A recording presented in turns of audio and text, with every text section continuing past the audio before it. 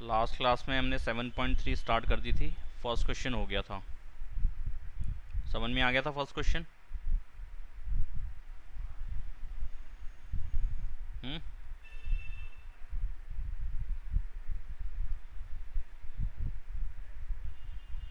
ये रहा first question, ये क्लियर हो गया था सबको?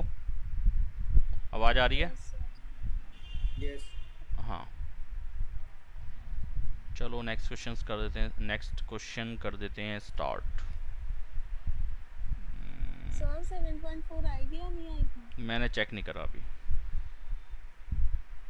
अभी देख लेते हैं। आप लोग ने देखा है तो बता दो मेरे को, उसी हिसाब से कर लेते हैं, कोई दिक्कत थोड़ी ना। सर नहीं है।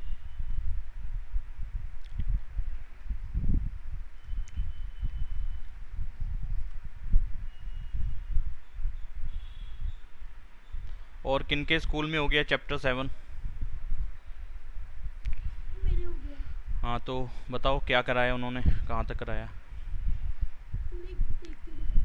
चलो कोई बात नहीं, बाद में देख लेना, आज इसको ही कंप्लीट करेंगे हम। 7.3 हो जाएगी तो अच्छी बात है। 5 क्वेश्चन है, दूसरे क्वेश्चन को स्टार्ट कर रहे हैं। AD is an altitude of an isosceles triangle ABC, जिसकी दो साइड्स इक्वल होती हैं, वो आइसोस्केलस ट्राइंगल होता है, ये हमें मालूम है। इन विच AB और AC इक्वल होना चाहिए, ठीक है। Show that AD bisects BC, AD उसके अंदर एल्टीट्यूड है। चलो इतना काम पहले कर लेते हैं, फिगर बना लेते हैं, क्योंकि फिगर आपने कहीं दी नहीं हुई।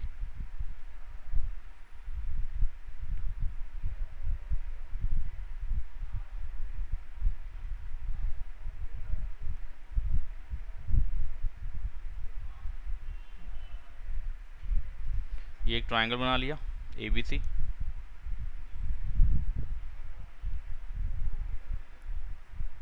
इसके अंदर AB और AC इक्वल कर दिया, और AD एक लाइन है जो कि एल्टीट्यूड है। एल्टीट्यूड मतलब परपेंडिकुलर।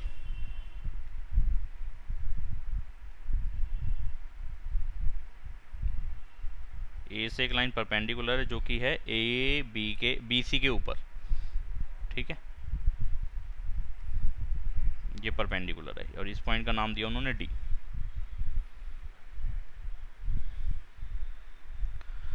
अच्छा जी, फिर शो करना है AD बाइसेक्स BC। AD जो है BC को बाइसेक्ट करेगी, यानी कि ये लाइन और ये लाइन इक्वल होगी, यानी कि BD और DC इक्वल होगा। अभी कौन नहीं है मीटिंग में?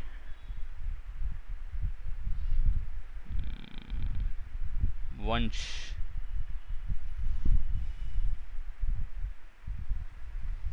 तो कैसे करें, क्या करें?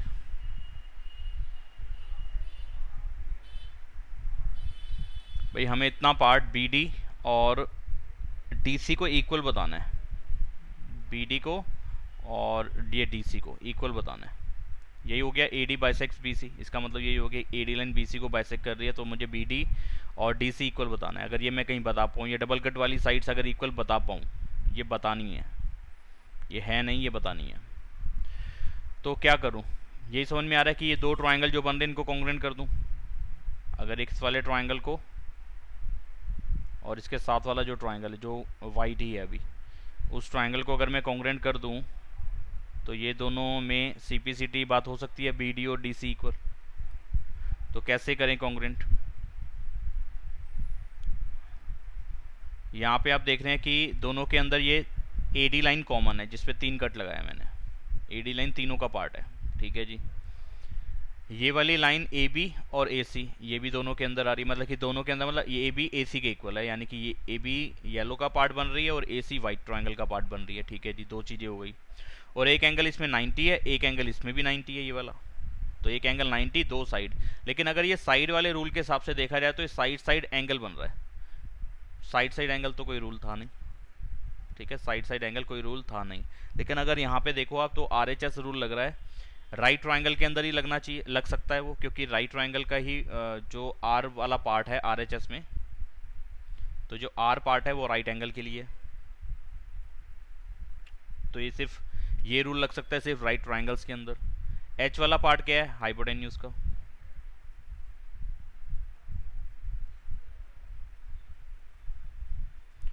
ठीक है, और S वाला क्या है? साइड। तो दो साइड हो गई, एक ये वाली साइड हो गई, और हाइपोटेन्यूज भी एक तरीके से साइड ही होती है। और राइट एंगल मतलब 90 डिग्री का एंगल, ये एंगल है यानी कि ए वाला पार्ट हो गया। ये ए है, ये एस है और ये भी एस है, तो A S S R H S rule के हिसाब से चल जाएगा। वैसे नॉर्मल ट्राइंगल में एस एस ए या ए एस एस रूल नहीं चलेगा, ठीक है।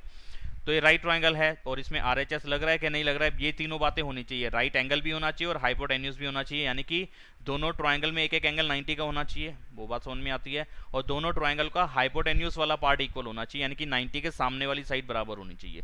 तो 90 के ठीक सामने ही आ रहा है ए बी, और 90 वाली एंगल के ठीक सामने वाली जो साइड बन रही है वो बन रही है ए सी। तो ये दोनों इक्वल है, यानी कि राइट एंगल भी हो गया, हाइपोटेन्यूज भी हो गया, और एक साइड यानी कि ए डी दोनों के अंदर आ रही है, तो आर एच एस रूल लग जाएगा। ये साइड साइड एंगल वाला कोई रूल नहीं है, ठीक है। तो अब बड़े आराम से हम लिख सकते हैं कि इन ट्राइंगल, हाँ हितेश क्या कह रहे हो?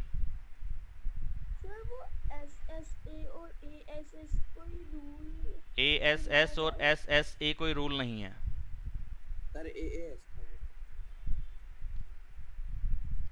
ए एस तो था, ए एस तो रूल है, एस ए भी रूल है, और एंगल साइड एंगल भी रूल है, ये तीनों रूल हैं, ये रूल में नहीं है, ठीक है। ये तीन रूल हैं, ये नहीं है। इसकी एक्सप्लेनेशन मैंने फर्स्ट क्लास में दे दी थी, वो वाली पीडीएफ आप देख लेना, या फिर वो जिस दिन मैं वीडियो डाल दूंगा चैनल पे तो उस टाइम देख सकते हो, या फिर कहोगे तो मैं दोबारा भेज दूंगा आपको अपने ग्रुप के अंदर। अब ये फाइल तैयार नहीं हुई है, मतलब कि वो फाइल काफ़ी हैवी फाइल बनती है, जो हमारी इस टाइम की रिकॉर्डिंग होती है वो 4 GB 5 GB के आसपास एक फ़ाइल बनती है। उसको रेंडर करना पड़ेगा, छोटा करना पड़ेगा, तब वो जाके कहीं पे 400-500 MB की फ़ाइल बनेगी, वो मैं आराम से अपलोड कर सकता हूँ। 4 GB तो बहुत टाइम ले जाएगा, पूरा मेरा दिन ही ख़राब कर देगा वो। तो ये मैंने यहाँ लिख दिया कि ये रूल्स हैं और ये रूल्स नहीं हैं, ठीक है। ये 3 रूल हैं और ये दोनों रूल में नहीं इंक्लूड, ठीक है। तो आप येलो वाला ट्राइंगल ले रहे हो और वाइट वाला ट्राइंगल ले रहे हो, तो ये मैं अब हटा देता हूँ, बार बार मेरे से लिखवाते हो तुम लोग, और बार बार मैं हटाता हूँ।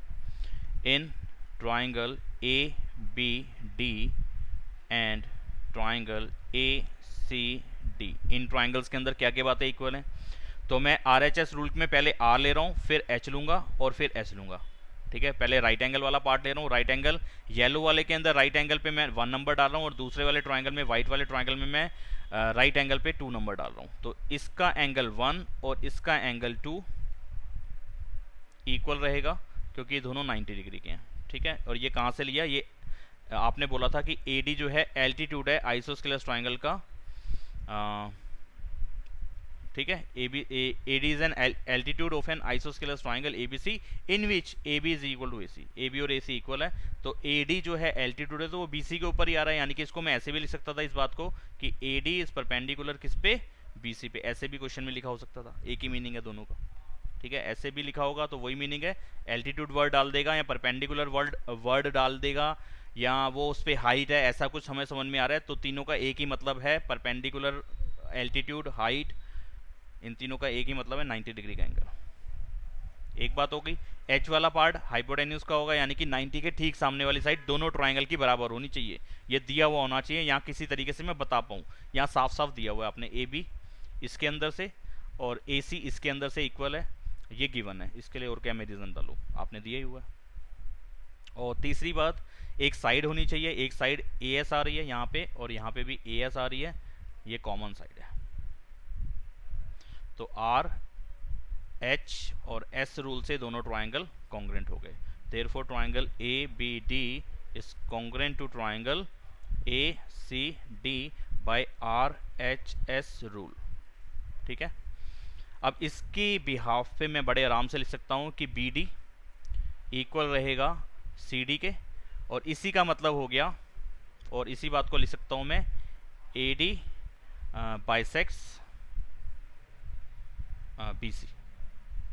ए डी जो है बी सी को बाइसेक्ट करता है, या ये बात लिख दूँ या ये बात लिख दूँ, दोनों का एक ही मीनिंग है, ठीक है ना। चाहे मैं इस वाली बात को लिख दूँ, चाहे मैं इस वाली बात को लिख दूँ। तो मुझे एक्चुअल में क्वेश्चन क्या कहा आपने? सर वहाँ पे AD is equals to AB common आएगा ना? अच्छा, ए एस लिख दिया मैंने, पता नहीं कहाँ से लिख दिया एस, एस तो कहीं था ही नहीं, पता नहीं कुछ, चलो कर देते हैं ठीक। ए डी और ए डी आएगा, ठीक बात, बिल्कुल, एस तो कहीं था ही नहीं पॉइंट। चलो एक बात हो गई, क्वेश्चन की एक बात प्रूव हो गई। सेकंड पार्ट में कह रहा है एडी बाइसेक्स एंगल ए को भी बाइसेक्ट कर रहा है, यानी कि एडी इधर से बीसी साइड को बाइसेक्ट कर रहा था, उधर से एंगल ए को बाइसेक्ट कर रहा है। ए को बाइसेक्ट करने का मतलब सेकंड पार्ट में वो यही चीज कह रहा है ना कि ए डी लाइन जो है एंगल ए को बाइसेक्ट कर रही है, तो ये वाला एंगल और ये वाला एंगल इक्वल होना चाहिए। यानी कि इस पे नंबर डाल दूँ 3 और इस पे डाल दूँ 4, तो ये भी साफ साफ समझ में आ रहा है, सीपीसीटी हो जाएगा ये। यहाँ पे रीजन डाल देना सीपीसीटी, और यहाँ पे सीपीसीटी लिख सकते हैं कि 3 4 के इक्वल है, ठीक है ना। 3 वाला पॉइंट कौन सा है, ए, यानी कि दोनों तरफ दोनों ट्राइंगल का ए वाला पॉइंट सेम होगा, यानी कि ए वाला एंगल सेम होगा। ए बी डी का एंगल ए कितना है, नंबर 3 का एंगल है, और ए डी सी का ए वाला एंगल कौन सा है, 4 वाला एंगल है। तो मुझे 3 और 4 ही इक्वल करना था, इसका मतलब हो जाएगा कि ए डी बाइसेक्स एंगल ए, तो इसका मतलब therefore A D bisects angle A. ये सेकंड वाला पॉइंट प्रूव हो गया।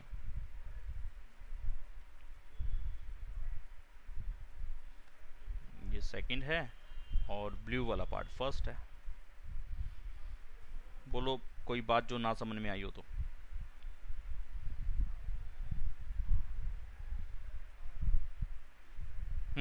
देख लो एक बार, बताओ कोई बात जो ना पल्ले पड़ी हो।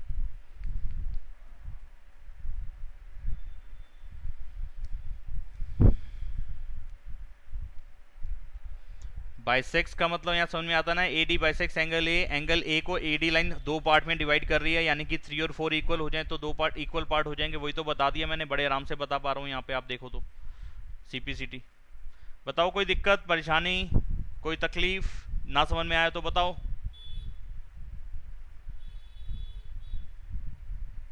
कोई जवाब नहीं आ रहा मेरे पास? सर आ गया। हाँ, जवाब आएगा तभी मैं आगे बढ़ सकता हूँ ना। मुझे तो लग रहा है बच्चे मीटिंग ज्वाइन करके सोने चले जाते हैं। चलो जी, जयराम जी की अपने सर पढ़ाते रहेंगे। तो भाई कोई दिक्कत नहीं है, ऐसे कर लो, मेरे को क्या परेशानी है, तुम्हें नुकसान है बाद में।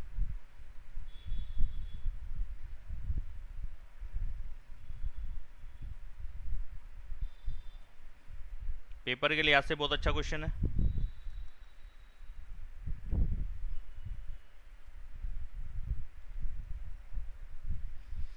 यहाँ पे इन्होंने बोला कि 2 sides A B and B C, क्या बोला, A B and B C and median A M, A B B C and median A M.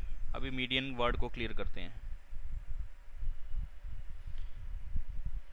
Median क्या होता है, पहले इसी पे थोड़ा सा काम कर लेते हैं। मीडियन, अगर मैं यहाँ पे बोलूँ कि एक ट्राइंगल है पी क्यू आर, ये एक ट्राइंगल है, और इसके अंदर मैं बोलूं कि पी एस एक मीडियन है, पी एस एक इसका मीडियन है। अगर ये इसका एक मीडियन है तो मीडियन क्या करेगा, जिस लाइन के ऊपर मीडियन आया है, या मीडियन जिस वर्टेक्स से आ रहा है, यानी कि पी पॉइंट से, पी वर्टेक्स से इस ट्राइंगल का, इस वर्टेक्स से मीडियन आ रहा है, तो जिस लाइन के ऊपर आया या इस वर्टेक्स की जो अपोजिट साइड थी, मीडियन उसको बाइसेक्ट कर देगा, उसको हाफ कर देगा। मीडियन का सीधा सा एक मतलब ये है। अगर मैं कहीं बोलूँ ना ये ट्राइंगल है और ये लाइन ऐसे है कि ये दोनों इक्वल हैं, ठीक है, मैं कहूँ ए बी सी ट्राइंगल है और यहाँ पे पी एक पॉइंट ऐसा है कि बी पी और पी सी इक्वल है, तो आप सीधा सीधा ये कह सकते हो कि ए पी एक मीडियन है। आप क्या बोल सकते हो, ए पी इसका मीडियन है, ठीक है। या अगर वो कहे ये मीडियन है, तो मीडियन क्या करेगा, अपोजिट वाली साइड को बाइसेक्ट करेगा, ठीक है। तो यहाँ पे क्या कहा इन्होंने, A B B C and median A M, तो यहाँ पे ए एम मीडियन है ना, ये इन्होंने बोल दिया कि ये मीडियन है। तो ये मीडियन बोलते ही ये क्लियर हो गया कि ये सामने वाली साइड जो है दो हिस्सों में बट रही है, यानी कि BC का मिड पॉइंट M हो जाएगा, यानी कि ऐसे ही बोल सकते हो कि M is the mid point of BC। अगर AM मीडियन है तो इसका मतलब M is the mid point of BC। अगर मैं यहाँ पे बोलूँ कि PN एक मीडियन है, तो इसका मतलब N is the mid point of QR। बात समझ में आ रही है, मीडियन क्या है? Yes sir. मीडियन पे और भी अच्छा काम करेंगे, आगे चैप्टर पूरे में आएगा, काम होगा मीडियन पे, लेकिन अभी के लिए तो फिलहाल मीडियन में इतना ही बता रहा हूँ, ठीक है। तो वहाँ पे आगे और भी उससे जुड़ी हुई प्रॉपर्टीज हैं, वो उस टाइम डिस्कस करेंगे। तो आपने यहाँ पे बोला कि AB साइड, BC साइड और ए एम मीडियन, ये तीनों साइड। तो मैं इनको 3 कलर डाल देता हूँ, A B side, B C side, और मीडियन को कौन सा कलर डालूं, ऑरेंज डाल देता हूँ, A M median of one triangle A B C.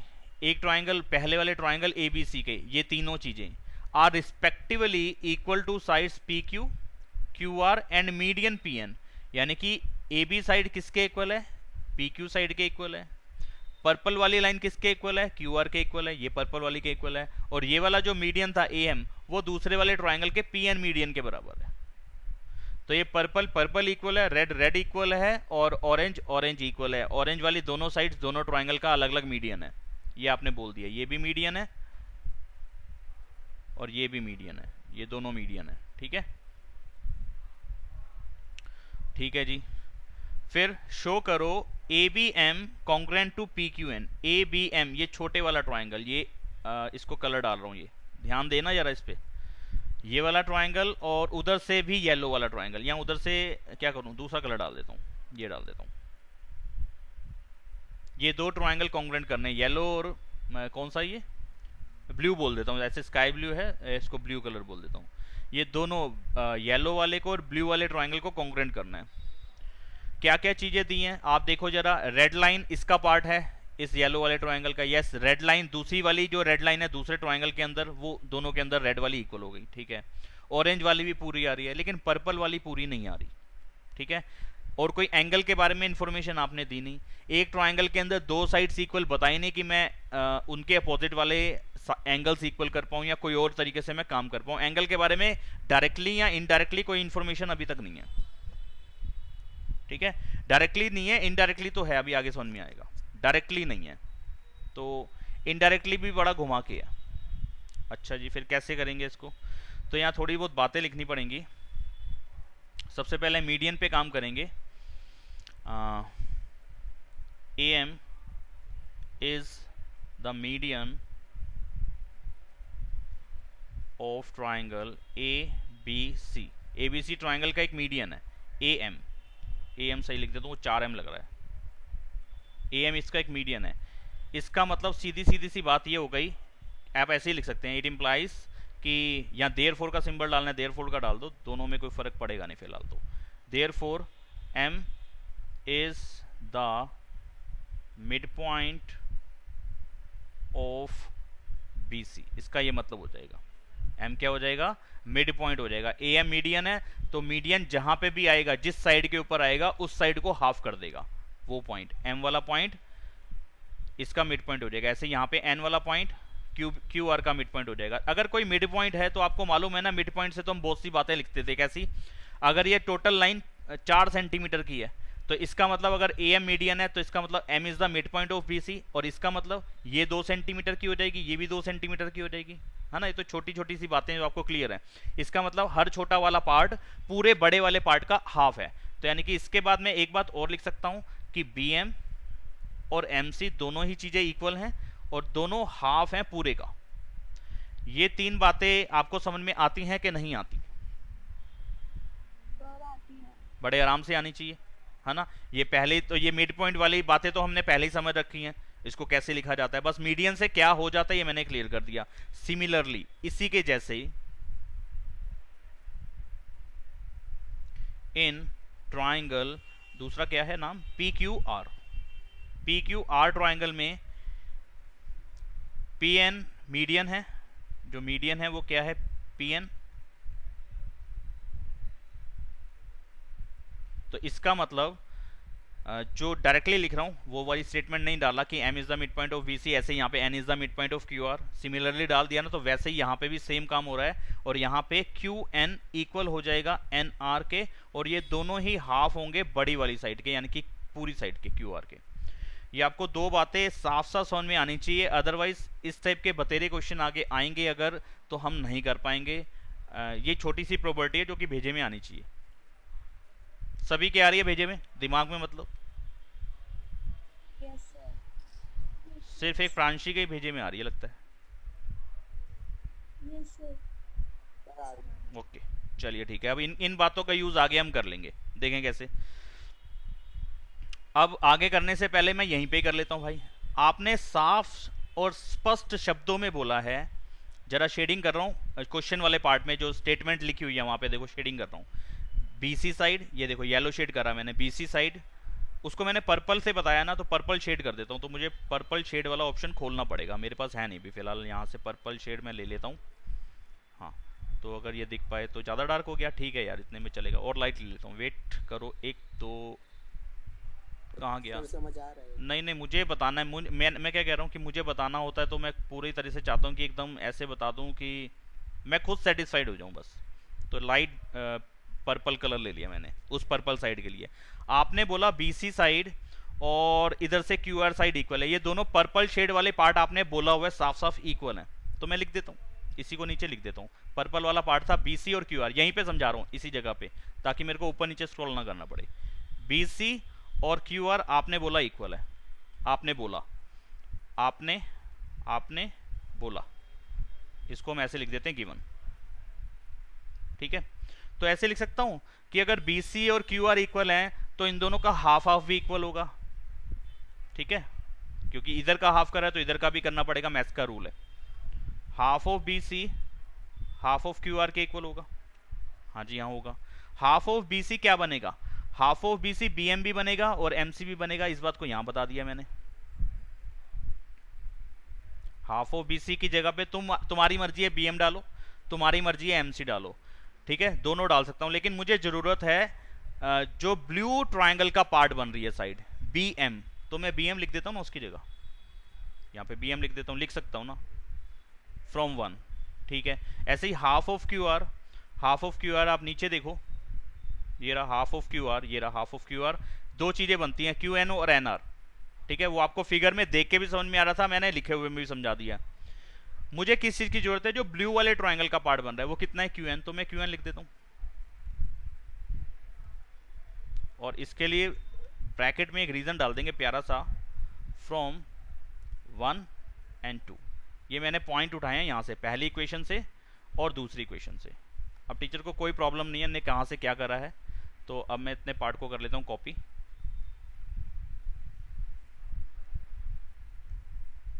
और नीचे पेस्ट। चलिए ठीक है जी, तो इस वाले पॉइंट को, ये जो नया बना लास्ट वाला जो पॉइंट बना, इसको मैं ग्रीन कर रहा हूं। ये वाला पॉइंट जो बना इसको मैं डाल रहा हूं थर्ड पॉइंट, थर्ड इक्वेशन। ठीक है, इसका यूज होगा बस, बाकी सारा काम हमारे को आपने दिया ही हुआ है। अब मैं दोनों ट्रायंगल को कॉन्ग्रुएंट करने वाला हूं, तो देखो मैं रेड वाली साइड्स लिख दूंगा, यानी कि AB PQ के इक्वल, फिर AM PN के इक्वल। ये दोनों चीजें साफ साफ आपने दे रखी हैं, क्वेश्चन में ही लिखी हुई हैं। बस BM और QN मैंने खुद कर लिया थर्ड पॉइंट में, तो बस यहाँ पे फटाफट लिखते हैं ABM और PQN। ABM और PQN में इन ट्रायंगल इतना एंड ट्रायंगल इतना, इन दोनों ट्रायंगल्स में क्या कर रहे हैं? आपने दिया AB PQ के इक्वल, आपने दिया AM मीडियन PN मीडियन के इक्वल है। ये दोनों बातें गिवन है। तीसरी बात मैंने खुद कर ली, BM इसका पार्ट और QN इसका पार्ट है, और ये मैंने इक्वल कर दिया फ्रॉम थर्ड पॉइंट। ठीक है, तो S रूल से दोनों ट्रायंगल हो गए कॉन्ग्रुएंट, देयरफॉर ट्रायंगल ABM। अगर मैं यहाँ पे ये लिख रहा हूँ तो वहाँ पे सीक्वेंस क्या बनेगा? AB किसके इक्वल बन रहा है वहाँ पे? एक तरीके से देखा जाए तो AB PQ के, तो PQN के कॉन्ग्रुएंट हो जाएगा S रूल से। ठीक है, एक पार्ट हो गया। अच्छा, इसके बाद आपने देखो क्या बोला है, दूसरा वाला पार्ट ABC और PQR को कॉन्ग्रुएंट कर दो। ABC अब पूरे वाले ट्रायंगल को कॉन्ग्रुएंट कर दो, बड़े वाले ट्रायंगल्स को। बड़े वाले ट्रायंगल्स को कॉन्ग्रुएंट हम कर सकते थे पहले, इसको करे बगैर हम कर सकते थे। बड़े वाले ट्रायंगल की कौन कौन सी बातें इक्वल दे रखी थी, जरा उस पर काम करते हैं। यानी कि रेड वाली साइड के इक्वल है, ये बड़े ट्रायंगल में भी आ रही है। पर्पल पूरी साइड, पर्पल वाली इसमें भी आ रही है और पर्पल उसमें भी आ रहा है, ये दोनों इक्वल थे। पर्पल वाले पार्ट दोनों इक्वल थे, दोनों ट्रायंगल का पार्ट बन रहे हैं वो। BC में भी पर्पल कर दिया था और QR में भी मैंने पर्पल कर दिया था, क्योंकि ये दोनों इक्वल भी हैं। चलिए जी, दो चीजें हो गई। तीसरी साइड बचती थी AC और उधर से बचती थी PR। AC और PR के बारे में कोई इन्फॉर्मेशन आपने नहीं दी, तो SSS रूल मैं नहीं लगा सकता था। अब बचा फिर कोई एंगल उठाना पड़ेगा। दो साइड्स और एक एंगल को लेके सिर्फ एक ही रूल बनता है, जो एंगल है वो दोनों साइड्स के बीच में आना चाहिए। और बीच वाला एंगल कौन सा है? ये वाला, देखो जिसको मैं अब आर्क लगा रहा हूँ जहाँ पे, ये एक एंगल बना, दूसरा ये वाला एंगल बना। ठीक है, इस पे नंबर डाल देता हूँ, इसको एंगल नंबर 1 लिख देता हूँ, इसको एंगल नंबर 2 लिख देता हूँ। तो एंगल 1 और एंगल 2 अगर इक्वल हो जाए तो ये दोनों बड़े ट्रायंगल भी कॉन्ग्रुएंट हो जाएंगे। और ये जो 1 और 2 नंबर के जो एंगल डले हैं ना, ये छोटे वाले ट्रायंगल यानी कि येलो ट्रायंगल और ब्लू ट्रायंगल का एक हिस्सा है, उनका कंप्लीट एंगल है। एंगल 1 येलो वाले का एक पूरा एंगल बन रहा है और एंगल 2 ब्लू वाले का एक पूरा एंगल बन रहा है। तो ये मैं CPCT लिख सकता हूँ ना कि B वाला एंगल Q वाले एंगल के इक्वल होगा, जो पहले छोटे ट्रायंगल हमने कॉन्ग्रुएंट करे हैं। ठीक है, तो यहाँ से देखो, जो इसका B वाला पार्ट है और जो इसका Q वाला पार्ट है, CPCT इक्वल होना चाहिए ना। हम ऐसे लिख सकते हैं कि इस ट्रायंगल का B वाला एंगल और इस ट्रायंगल का Q वाला एंगल इक्वल होगा, रीजन CPCT। और अगर मैं अपनी दी हुई फिगर, बनाई हुई फिगर के हिसाब से देखूं, जहां मैंने उस पर नंबर या मार्किंग या नेमिंग करी हुई है, उसके हिसाब से वहां पे 1 भी लिखा है मैंने और वहां पे 2 लिखा है, तो मैं ऐसा नहीं लिख दूं कि एंगल 1 है और एक तरीके से एंगल 2 है, तो 1 और 2 इक्वल है। ठीक है, रीजन तो यही रहा ना CPCT, यानी कि इसी को मैंने और करके लिख दिया। एक तो था कि भाई अल्फाबेटिकली लिख दिया कि B और Q, और दूसरा नंबर के हिसाब से डाल दिया कि वहां पे मैंने नंबर डाला हुआ था 1 और 2। चलिए, दो चीजें इक्वल हो गई। इसके बाद इसी पॉइंट को मैं उठा लूं और बड़े वाले ट्रायंगल्स में डालूं, तो अब देखो दूसरे पार्ट के लिए कैसे लिख रहे हैं। यहाँ दूसरे वाला पार्ट ऐसा करता हूँ, इसके साइड में कर देता हूँ, ये वाला पार्ट को साइड में कर देते हैं थोड़ा सा shift.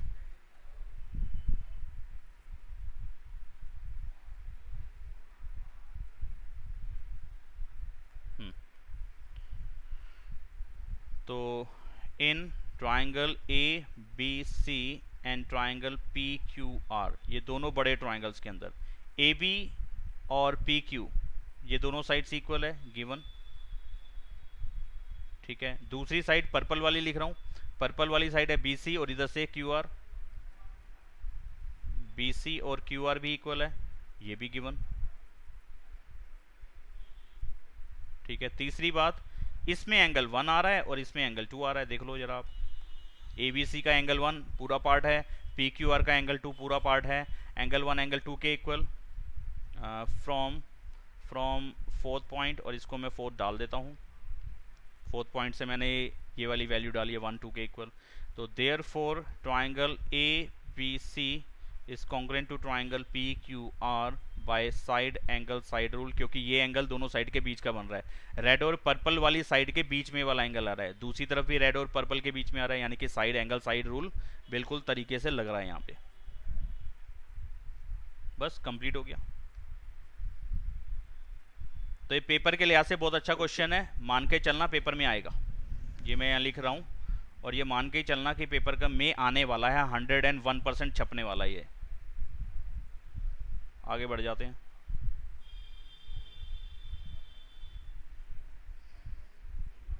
Fourth question, BE and CF are two equal altitudes. थोड़ा बड़ा करते हैं इसको।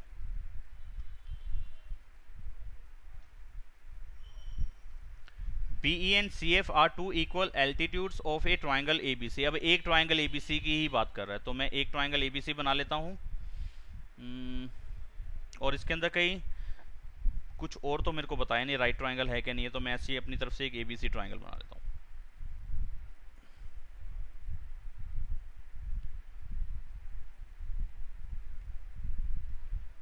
ABC एक ट्रायंगल है। BE and CF are two equal altitudes of triangle ABC। ABC के दो इक्वल एल्टीट्यूड्स हैं, एक तो है BE और एक है CF।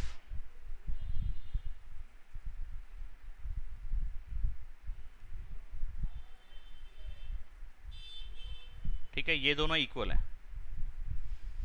Using RHS congruence rule, RHS rule से प्रूव करो ABC is an isosceles. ABC is isosceles. अच्छा जी, ABC को आइसोस्केलस ट्रायंगल बताना है तो यानी कि मुझे दो साइड्स इक्वल बतानी पड़ेंगी। कौन सी दो साइड्स इक्वल बन पा रही हैं यहाँ पे देखें, लेकिन वो स्पेसिफिकली कह रहा है कि भाई ये वाला RHS रूल ही लगाना है। नहीं तो ये क्वेश्चन आपका ऊपर एक पहले क्वेश्चन कर रहा था इससे पिछली वाली एक्सरसाइज में, उसके जैसा क्वेश्चन बनता है एक तरीके से। तो RHS रूल से कैसे करते हैं जरा देखें। हाँ,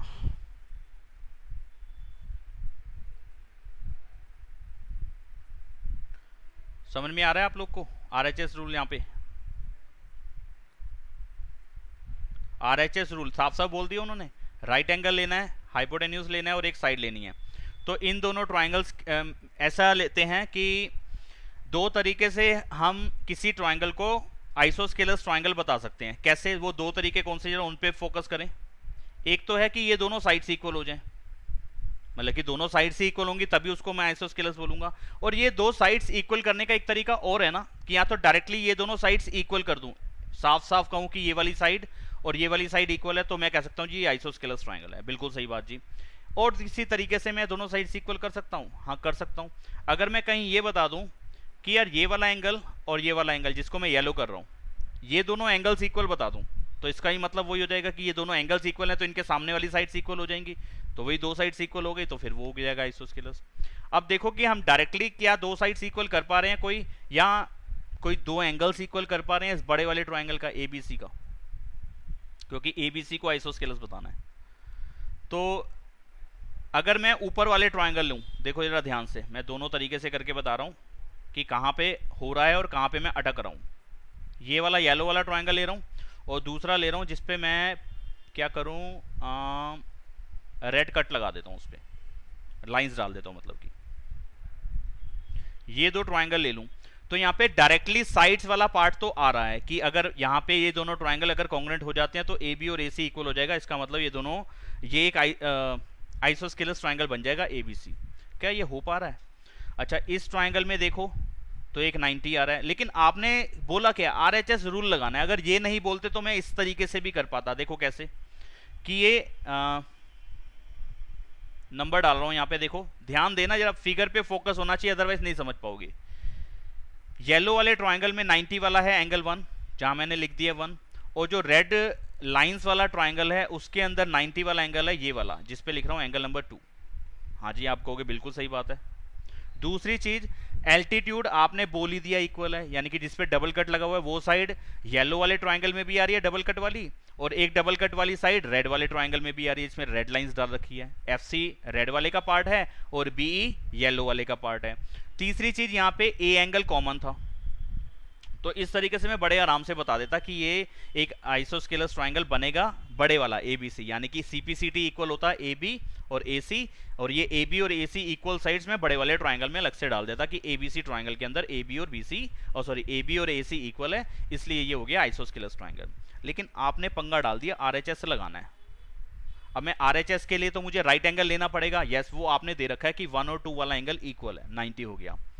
अब इसका हाइपोटेन्यूज वाला पार्ट कौन सा है जी, यानी कि H वाला पार्ट, सेकंड वाला पार्ट, H वाला पार्ट, वो क्या है? 1 के सामने वाली साइड AB, ये तो मुझे मालूम ही नहीं है इक्वल है कि नहीं है, और 2 के सामने वाली साइड कौन सी बन रही है?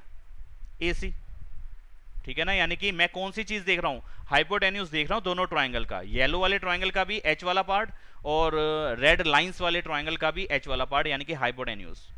तो वो तो इक्वल करने पड़ेंगे ना यार, वो तो करने को एक तरीके से बोला है आपने, तो वो मैं लेके कैसे चलूं? यानी कि ऊपर वाले ट्रायंगल्स में RHS नहीं लग सकता, एंगल साइड रूल से वहां पे काम हो सकता है, एंगल साइड से। लेकिन आपने कहा जी RHS लगाना है, तो ये वाला मेथड तो मेरा हो जाएगा फेल। अरे ये तो सारी दुनिया गायब हो गई। तो ये शेडिंग और ये हट गया, ठीक है। अब क्या लेना चाहिए मुझे, टाइम कितना बचा है? हाँ अभी है। अब क्या कर सकता हूँ, दूसरा तरीका क्या है जी, अगर इस पे काम नहीं बन रहा तो अब ये नीचे वाले ट्रायंगल लेके देखते हैं। अब येलो देखो कौन सा करा है मैंने,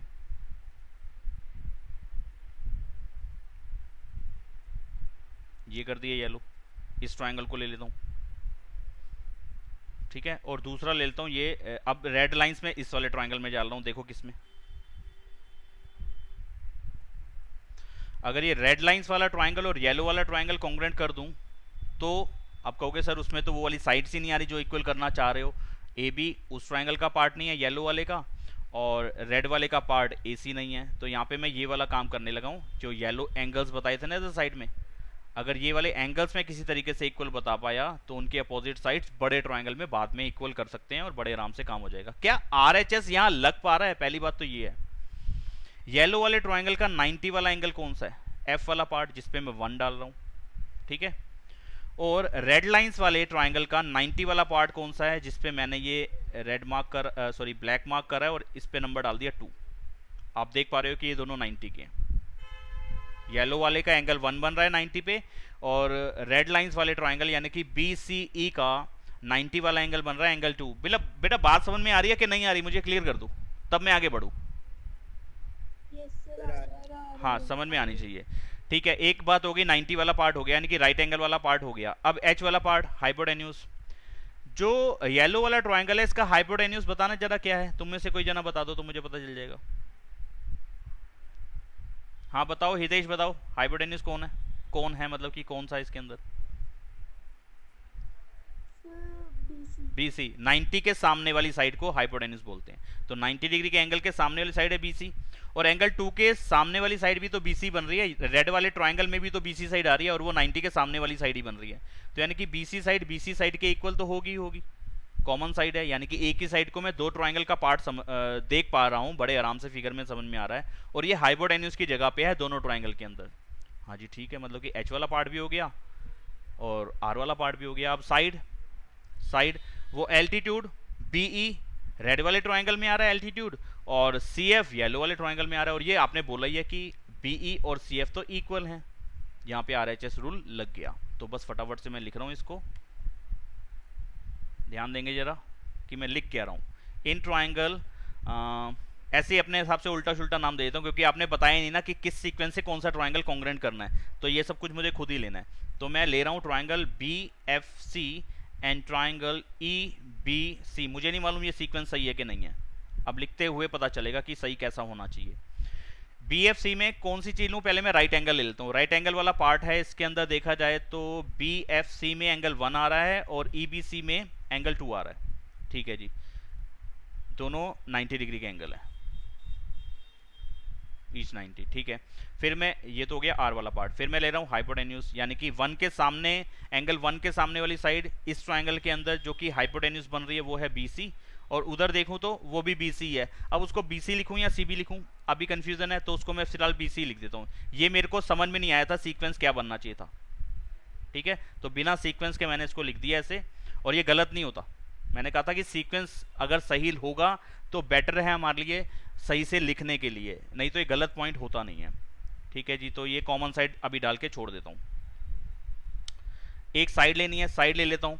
साइड कौन सी लेनी है? अगर यहाँ से लिखो, मैं लेता हूँ परपेंडिकुलर, किस में ले रहा हूँ मैं? BFC में। BFC में कौन सा? येलो वाले में। येलो वाले में परपेंडिकुलर ले रहा हूँ। क्या है परपेंडिकुलर? मैं उसको लिख रहा हूँ FC।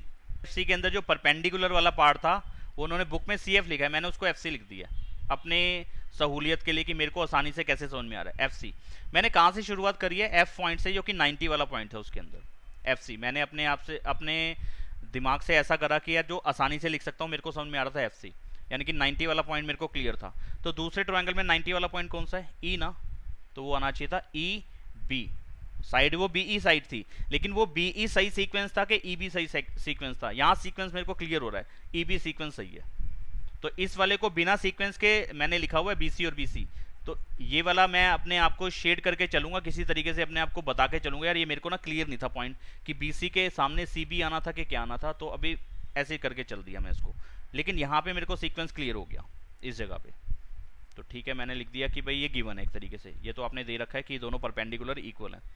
अब ये दोनों ट्रायंगल किस रूल से कॉन्ग्रेंट हुए? RHS, वो तो पहले हमने समझ लिया था इस बात को, बस अब सीक्वेंस लिखना रह गया। अगर मैं यहाँ पे लिखता हूँ BFC, यहाँ पे ट्रायंगल का नाम मैं BFC इस सीक्वेंस से लिखना चाह रहा हूँ, कॉन्ग्रेंट टू ट्रायंगल।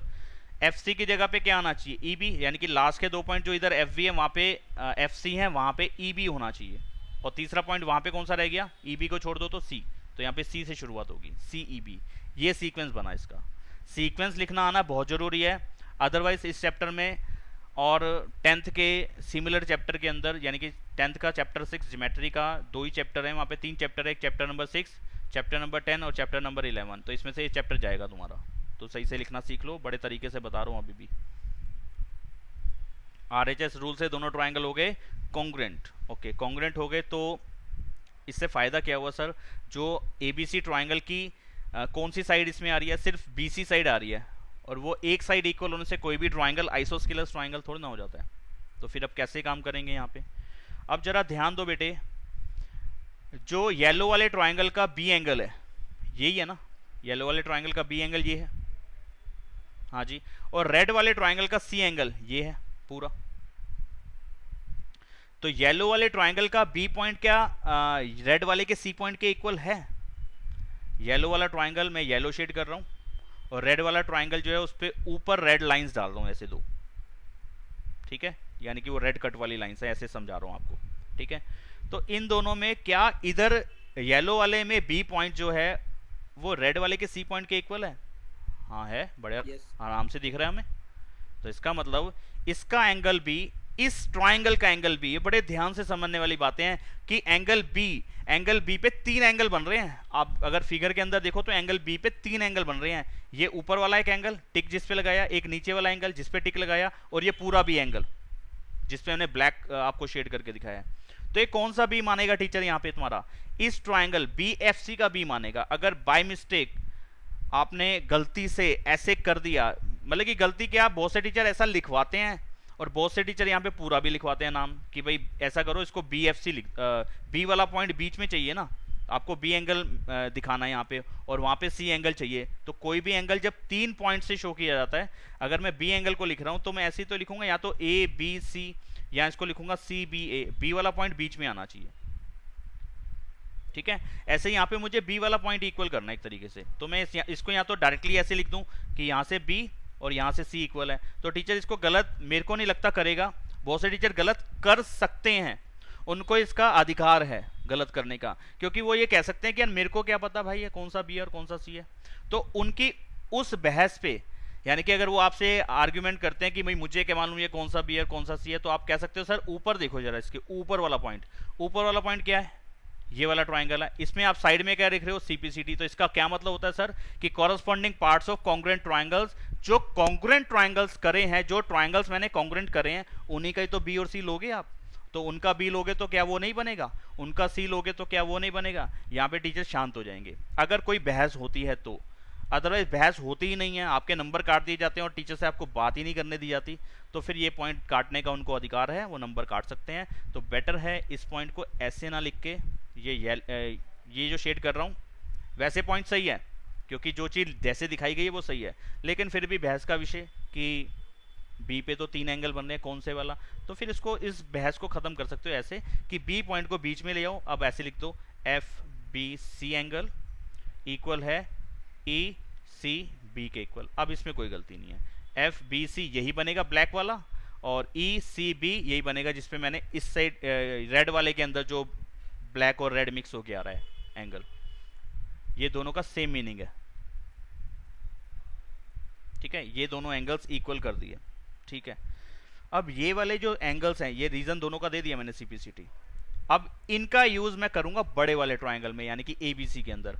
अब ABC में देखना, ABC में ये ब्लैक वाला एंगल मैं छोटी सी फिगर साइड में बना रहा हूं, A, B और C। एक सेकेंड,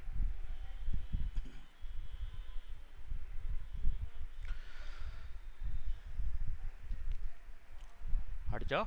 हाँ, ABC ट्राइंगल मैंने वही वाला बनाया है, जो येलो वाले का ब्लैक एंगल था, येलो वाले का ब्लैक एंगल यानी कि जिस पे बी डाला हुआ था वो यही एंगल था पूरा, जिस पे यहाँ पे मैं ब्लैक कर रहा हूँ। और रेड वाले का जो ब्लैक एंगल था यानी कि सी वाला पार्ट, वो यही है। अगर ये दो ब्लैक एंगल इक्वल हो जाए इस ट्राइंगल के अंदर, तो क्या कह सकते हो कि इस बी के सामने वाली साइड AC और इस सी के सामने वाली साइड AB, ये दोनों साइड्स इक्वल होंगी ना।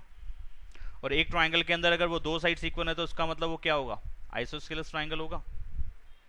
तो यहाँ पे मैं इसको ऐसे लिख दूंगा, last point in triangle ABC angle B is equal to angle C from first point. First कहीं डाला तो है नहीं अब तक, तो इस वाले को फर्स्ट डाल देता हूँ, या इस वाले को भी फर्स्ट डाल सकता हूँ, दोनों का एक ही, क्योंकि दोनों एक ही बातों को मैंने दो बार अलग तरीके से बोल दिया गया, तो उसको 1 और उसको 2 नहीं डालूंगा, एक पॉइंट ये दोनों के लिए। ठीक है, तो बी और सी इक्वल हो गया ए बी सी, यानी कि आप इस चीज को समझ पा रहे हो, देख पा रहे हो बड़े आराम से कि यार रेड येलो वाले ट्राइंगल का बी पार्ट बड़े वाले ट्राइंगल का भी बी पार्ट है, और रेड लाइंस वाले ट्राइंगल का सी वाला angle A B C triangle का सी एंगल बन रहा है, पूरा उतना ही आ रहा है, उतनी ही आर्क लगेगी दोनों के अंदर, तो ये बी और बी इक्वल है। ओके, तो इन ट्राइंगल मतलब कि इस ट्राइंगल ए बी सी के अंदर ये दोनों बातें अगर मैंने लिख दी, तो बी के सामने वाली साइड यानी कि ए सी इक्वल हो जाएगा सी के सामने वाली साइड के, ए बी के। Reason, sides opposite to equal angles वाला रूल आ जाएगा। ठीक है, therefore A B C is an isosceles triangle, और यही मुझे प्रूव करना था कि ये एक आइसोस्केलस ट्राइंगल है, इज ए आइसोस्केलस ट्राइंगल। ठीक है, चलो अगर नहीं समझ में आया तो कुछ डाउट है तो पूछ लो, अगर आया है तो मुझे बता दो कि सर आ गया समझ में। ये फिगर आपके सामने पूरा क्वेश्चन ही आपको नजर आ रहा होगा सॉल्यूशन के साथ।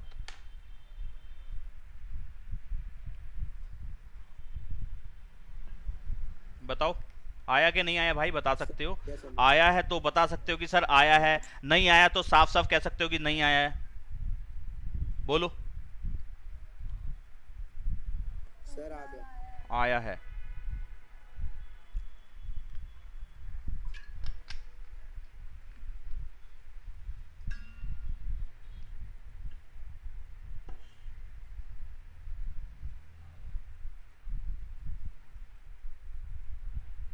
इज एन ही आना चाहिए ना यहाँ पे।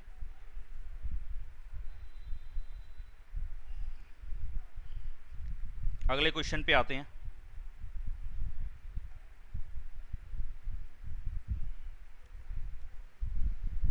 अरे ये दूसरी शीट क्यों खुल जाती है। फिफ्थ क्वेश्चन, इस पे भी कोई डायग्राम नहीं है।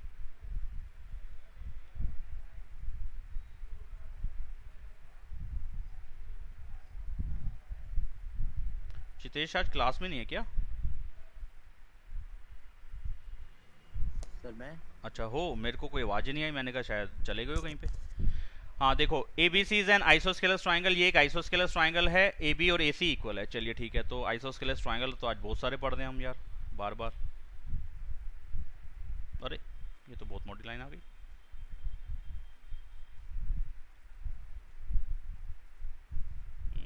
Colour colour colour red, red है कि क्या है ये, जो भी है।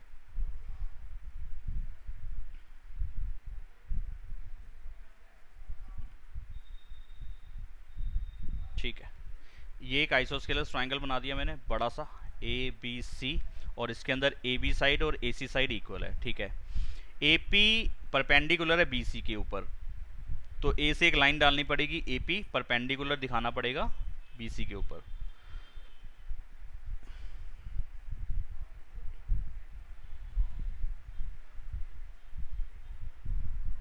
ठीक है, हाँ कुछ कुछ हद तक ठीक है, ये थोड़ा सा ऐसे हो गया, कोई बात नहीं। ये इस पे परपेंडिकुलर है, ये ए पी पॉइंट आ गया। ठीक है, तो इधर परपेंडिकुलर तो इधर भी होगा, इसमें कंफ्यूज होने वाली कोई बात नहीं है। अब शो करें कि बी और सी इक्वल है, एंगल बी और एंगल सी इक्वल बताना है, ये चीज़ बतानी है, ये टिक वाली बात बतानी है नहीं, अभी दिया नहीं हुआ डायरेक्टली, हमारे को नहीं मालूम, ये प्रूव करना है। कैसे करें देखो, समझ में आ गया होगा।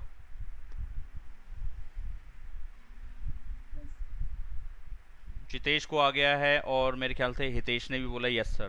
प्रांशी आ गया समझ में? यस सर आ गया ना? ओके, अंशिका, अंशिका, हाँ हाँ बेटा, हाँ एक सेकंड। चितेश क्या कह रहे हो बेटा?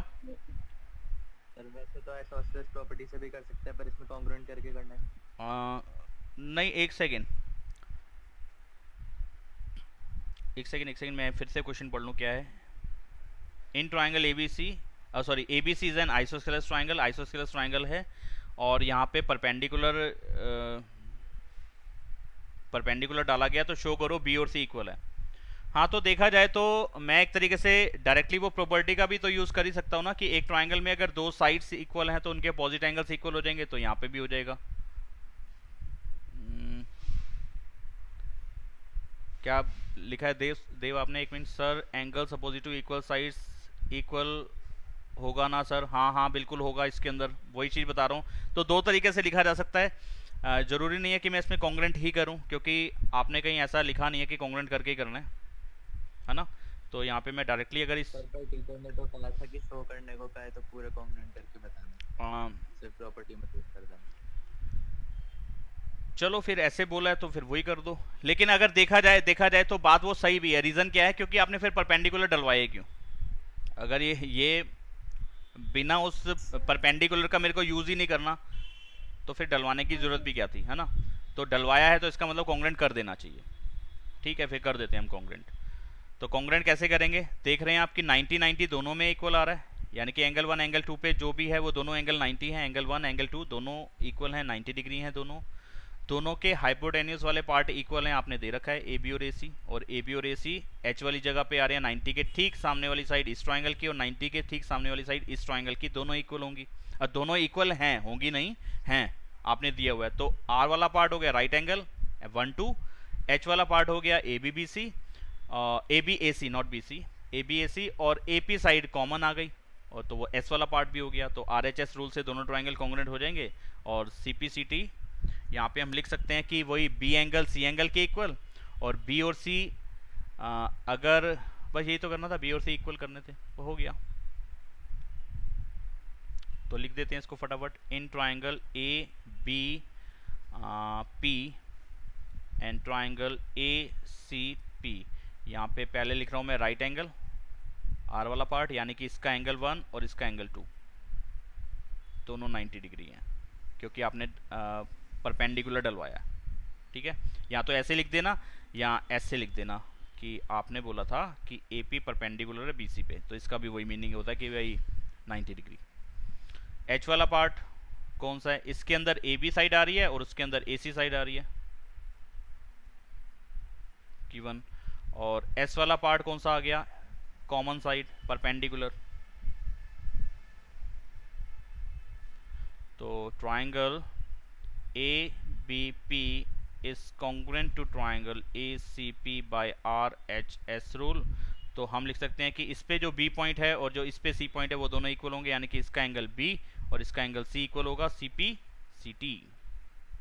भाई यही प्रूव करने को आपने बोला था तो हो गया, ज़्यादा कोई इसके अंदर लंबी चौड़ी कहानी तो थी नहीं। ठीक है जी, समझ में आया होगा मेरे हिसाब से। ये तो आसानी क्वेश्चन था, बाकी ऊपर वाले क्वेश्चन थोड़े इंटरेस्टिंग थे, अच्छे थे, तो ये आपको क्लियर हो गए होंगे। मतलब कि मेन था क्वेश्चन नंबर 3 और क्वेश्चन नंबर 4, बाकी क्वेश्चन नंबर 2 भी आसान था और क्वेश्चन नंबर 5 भी आसान था।